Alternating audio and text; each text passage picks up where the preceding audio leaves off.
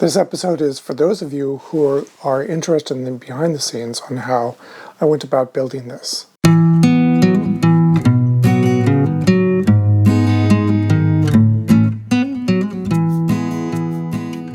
In a video a couple of weeks ago, I introduced you to the new version of this touchscreen interface, trying to get it even. And what I'm going to do in this episode is go behind the scenes and show you the tools that I'm using to create this interface, the tools that I'm using to control the microcontroller, etc. So this is going to be an episode that's probably more of interest to those of you who have done software development, like programming on Arduinos, etc., to see just all the different pieces that I use to bring everything together. Let's head to the computer right here and get started. For my first time around working on the injection molding controller, I decided to use the Rust programming language, and this is an example of what it looks like. It's a language I really like. But the thing that I ran into is that my productivity wasn't what I would like it to be. I spent a lot of time and effort. I had to get up to speed on many things, such as if we go to main over here, there's this whole concept of no standard, etc., which has to do with running on bare metal, as it were. In other words, running without an operating system. This is what happens when you're using an STM32, for example, and you can see that this is actually tied specifically to an STM32, so it also doesn't have that much portability. Now, the other thing I decided to use is this system called Embassy, which is a real-time operating system written in Rust, designed specifically for small microcontrollers. And there was quite a bit of a learning curve on that as well, and documentation is a little bit lagging for all of these things because they're on the bleeding edge. And what all of this meant is that my productivity just wasn't there. I don't remember how much time I spent on this, but it was enough that I decided to see if there was an easier way to accomplish the same thing. So I decided to look at other options that would allow me to use C#, which is the language that I use in my day job, so I'm fluent in this language. And I knew that it supported platforms such as Linux, which is what runs on the Raspberry Pi. So I thought, hey, great. I can just move all of this to the Raspberry Pi, and that will increase my productivity. The problem is Microsoft, that is, has support for user interfaces via Xamarin, and I was quite aware of that, but never used it. But they didn't support Linux. So I did some looking around. After doing some research, I learned about this cross-platform framework called Avalonia, which works with .NET. And it's based on WPF, as you saw there, which is something that I had used in the past at work about 10 years ago. So I thought I would give this a try. I installed this in Visual Studio, and before doing that, I also ran into this page that made it very clear that it would run on the Raspberry Pi. So going to Visual Studio, you can see that I've installed the extension, and we had these different types. Now I'm going to fast forward some of the things. What I did is I chose one of these two at first because I just wanted to create the user experience, and I verified that I could do that quite quickly. For the relearning curve, I discovered this playlist on Avalonia UI by Angel6, and so I binged watched this during my vacation, and then once I got an idea again of how to do things, then I started in Visual Studio and I got things working. Once I had the UX working, I took a look at Raspberry Pis. Now I'm thinking about making what I'm doing a commercial product, and ran into this issue, which is the availability of Raspberry Pis right now is fairly limited. And so as a result, this is well above the list price, which I believe is $35. So this is when I started to look at other options and discovered that Android was a good option. Going back to Visual Studio, I looked at the Avalonia options and found this one right here, which is a cross-platform application that targets the desktop, browser, WebAssembly, etc. I didn't care about WebAssembly, but I did care about the desktop. And if I create a new application of that type, the thing that you'll notice is that it's actually creating multiple targets. So there's one for Android, one for desktop, iOS, WebAssembly, etc. I didn't care about iOS and WebAssembly, So the first thing that I did is I removed those projects like so. And now that leaves me with the desktop and the Android version. So I can make sure that I have the desktop version selected. And then when I do, I can run this locally. And after building it, which shouldn't take too long, you'll see a window appears running on the desktop, which has Welcome to Avalonia. I can also go back and change this to Android. And when I do that, you'll see that there's just this one option to run on this tablet, which is actually an emulator. So if I go down here and say Android devices, this shows me the list of emulators that are available. I created this one by selecting new. I wanted to set one up that had this resolution, which is the same resolution as the physical device that I purchased. So once that's there, I can click Start, and that will start the emulator. And this is the emulator up and running. So if I go back to Visual Studio, I should be able to, at this point, say Start, and then now you can see it's building for the emulator. I already did this, by the way, so it's coming up a lot faster than it did the first time. So now it's loading various things, and after loading all of that, again, this takes a little while, then you can see the same exact message. So this allowed me to confirm that everything was fine, and now I wanted to move on to getting it working with an actual Android device. Just as a brief aside, I did have some problems getting the emulator to work when I initially tried this. I am using another program called VirtualBox, which is what I use to run a Linux VM. So I thought maybe that was the issue. But it turns out that I did not have both of these checked. I don't remember what state it was in. After ensuring that both of these were checked, then it started to work. So if you have problems with the emulator, just make sure that those two options are checked. So now I'm going to connect the Android device via USB. And when I did that, you'll notice that it now appears here. So this allows me to press F5 like I did before, but have it deployed to the Android device. Now, I could keep the Android device on my desk and constantly go back and forth between my computer and the Android device, but what I prefer to do is to use a remote desktop type program to be able to see the Android. After trying out a few different options, I stumbled across this program, which as you can see is called Screen Copy. And it says that it works over USB as well as TCP/IP, which sounded perfect. That meant I could have it tethered via USB or even have it disconnected and sitting on a charger somewhere else in the room, and it didn't have to be on my desktop at all.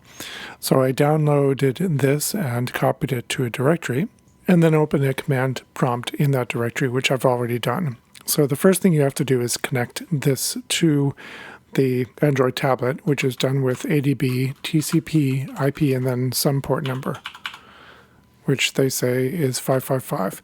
And sometimes you get this message here. This is because the emulator is running. I typically don't use the emulator because it doesn't support Bluetooth, at least not Bluetooth serial. So I just shut it down. And then once I shut it down, I can run it again. And then it successfully connects to the Android device. At this point, I can disconnect the Android device from the USB cable. So it's now disconnected.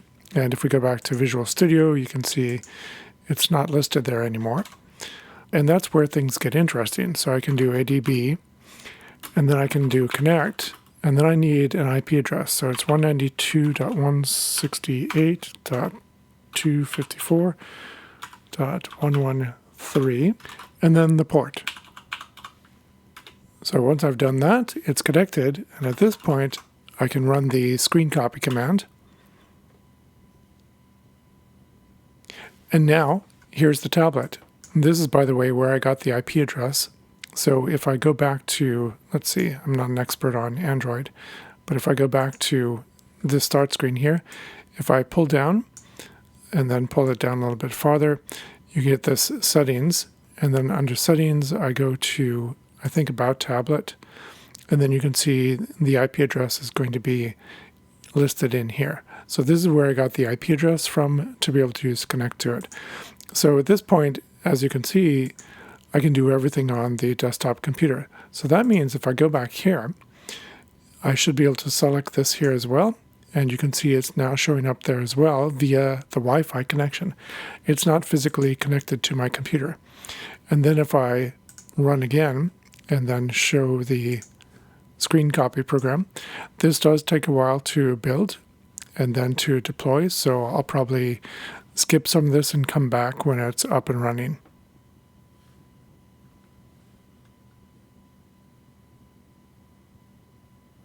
You can see it's now loading the various assemblies, which is a good sign. That means it's fairly close to being up and running.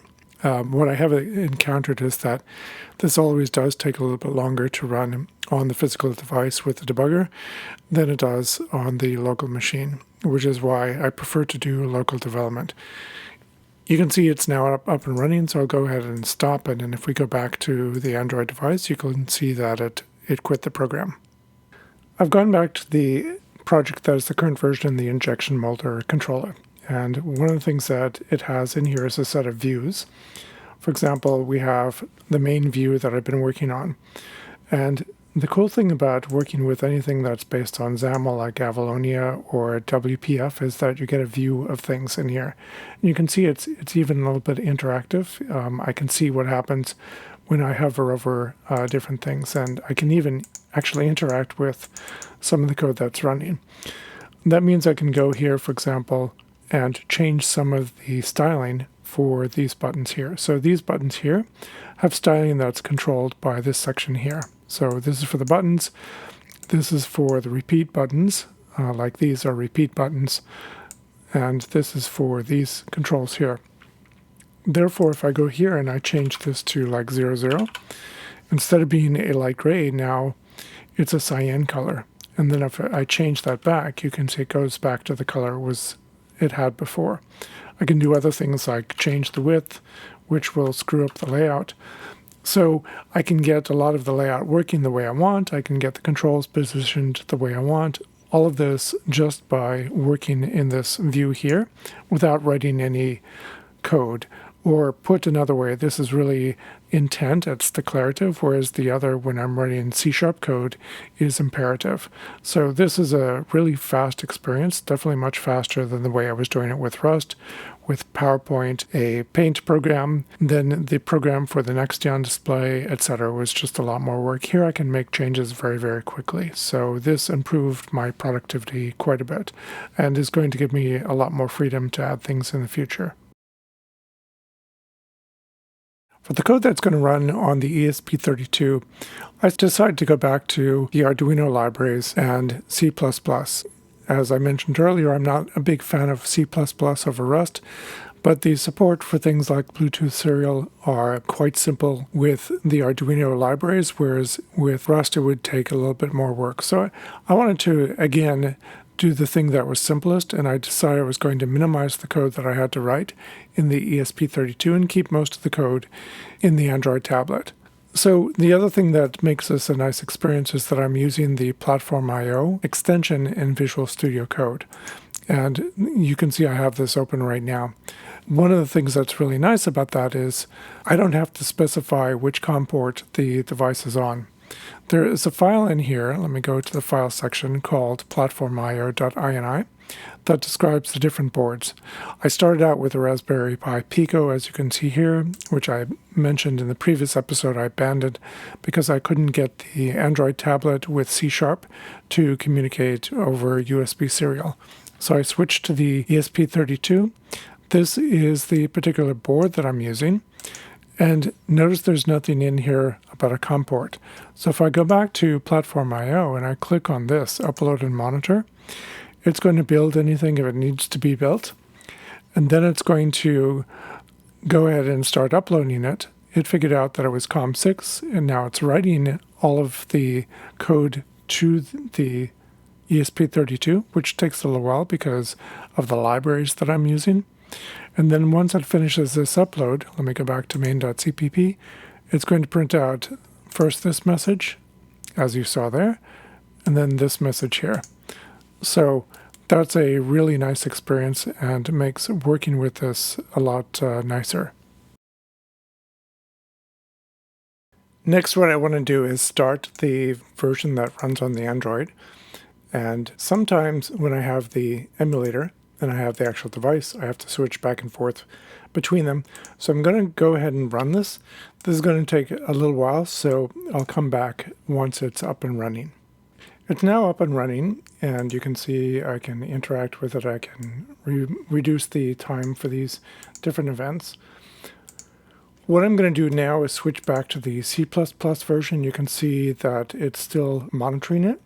This is the actual tablet, and what you'll see is when I click Run, you'll see commands appearing here. This is happening over Bluetooth from the actual tablet to the ESP32. So when I click Run, you can see it's changing the values of various pins, doing its work, and there it's finished. The downside of this is it takes a long time for this to actually launch after I click the Run button. So if I go back to Visual Studio, I just had it running, and if I click Run again, you'll see that it takes a little while to start. Let me go here. You can see it's loading various assemblies, and this takes quite a bit of time to get up and running. I'm going to let it continue running so that you get an idea of just how long it is, because that will give you an appreciation for what I'm going to be showing you next, which is the way that I do development most of the time. And the important thing is that I need to be able to send the serial communications between the application, which is running here, and the ESP32. Let me switch to running the desktop version. So I'll go ahead and start that, and you can see immediately this version comes up far faster. That was a lot faster. If I go back to here and then do the same thing where I set this, I'll set it to 1 second cycle. Look down here in this window, and when I press Run, you can see it's actually working. Now, the way this is working is I have this computer connected via Bluetooth to the ESP32 as well. And if I open Device Manager, I have it open already, let me drag it over. It's these two right here.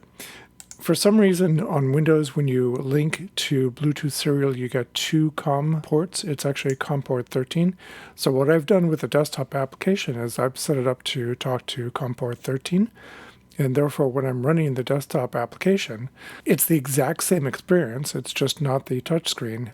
But this allows me to do development and testing far more quickly than I can using an actual tablet. And that's one of the things that's really nice about using this cross-platform environment, because it allows me to go back and forth between running things locally on my computer and then running things on the tablet, just to make sure that I haven't broken anything. You may also have noticed that there was a splash screen on the Android version that doesn't exist on the desktop version. That's because there are 2 different applications here. So you can see that there's the desktop version and the application that runs on Android. When I switch from one to the other, you'll notice that the one that's bold switches as well. The bold indicates which is the startup application, and in other words, which one will run when I click here or press F5. There are therefore differences, so you can see that this has something called a splash activity. Activities are a capability that Android has. Avalonia UI does not have complete support for activities. It just has support for the splash activity and the main activity at the moment, which is fine for what I'm doing. But this also means that I can have different startup code. So if I go to the main activity, there's some startup code here that actually removes the navigation bar from the bottom as well as the title bar from the top to allow me to make this a full screen application. There's also some other things. So for example, here you can see this is where I'm creating a Bluetooth serial instance. And so this is using the Android capabilities to do Bluetooth serial. And when I create this instance, I'm assigning it to this static service. If we go over to the desktop application, this is also creating an instance, but it's a different instance. So this is using completely different code, which is actually right here, to do the serial communications than what is used on the Android. The rest of the application, so most of the code is up here, is shared between these two. This basically has an interface that it implements, iSerial service, and this is not complete right now. This is just test code at the moment. Implementing this service means that the interface, I should say, means the code up here does not need to know which of those two versions it's using. It'll work either way. And so there is a class up here, which is the external controller. And so the external controller is basically making calls to this right here. You can see we have the serial service. And so down here, it's basically just saying send async. It doesn't know how it's being sent. It doesn't realize that on the Android it's being sent with one piece of code, and on the Windows desktop it's being sent with a completely different set of code. As you can probably tell, it's the end of the day, it's the end of the weekend. It took me a lot of the weekend. Well, of course I did go skiing as well this morning. That took some time away as well to get this video put together. There's a lot of content here. I didn't get into a lot of the details because that would have taken a lot longer, but my hope is that with the level of detail that I did provide, for those of you who are interested in this type of thing, at least gives you the starting point to know where to look for things. And I'll also put some links down below to some articles as well as to Angel 6's videos, etc. Thanks for joining me on this journey. Please help me grow the channel by commenting below, giving me a thumbs up, and of course subscribing. And if you want to support me, totally optional, at even higher level, I do have a Patreon account, and the link is in the description below. Again, thanks for watching, and I'll see you next time.